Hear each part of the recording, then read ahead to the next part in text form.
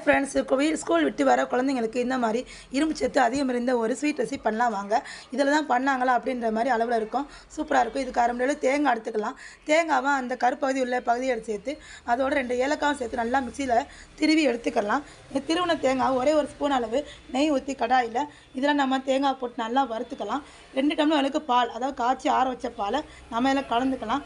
கலந்து இது நல்லா வெந்து வரணும். இந்த பாலில் தேங்காய் நல்லா வெந்து வரணும். வெந்ததுக்கப்புறம் அதுக்கு முன்னாடி நமக்கு அவருக்கு இது பண்ணதுக்கு கார்ன்ஃப்ளவர் மாவு காட்டு பால் கலந்து தனியாக எடுத்து வச்சுக்கலாம். இந்த வெந்து வந்த தேங்காயில் நம்ம அரை கப் அளவு சீனி, இது கரெக்டான பதமாக இருக்கும். இதில் ஒரு பிஞ்சளவு உப்பு போட்டுட்டு அதுக்கப்புறம் வந்து நம்ம கலந்து விட்ட அந்த கார்ன்ஃப்ளவர் மாவு, அது போல் ட்ரை ஃப்ரூட்ஸ், இதில் உங்களுக்கு என்னென்ன ட்ரை ஃப்ரூட்ஸ் இருக்கோ போட்டுக்கலாம். அது போல் ட்ரை நட்ஸ் இருந்தாலும் போட்டுக்கலாம். நல்லா கலந்து விட்டு ஒரே ஒரு ஸ்பூன் அளவுக்கு நெய் ஊற்றி நல்லா கலந்து விடுங்க. இது ஒரு நல்லா வந்ததுக்கப்புறம் இது ஒரு வேறு பாத்திரத்தில் ட்ரான்ஸ்ஃபர் பண்ணுறோம். இதுக்கு அதிகமான இரும்பு சத்து உள்ளது. இதை எனக்கு குழந்தைங்களுக்கு கொடுக்கும்போது ரொம்ப விரும்பி பார்க்குறாங்க. தேங்க்யூ.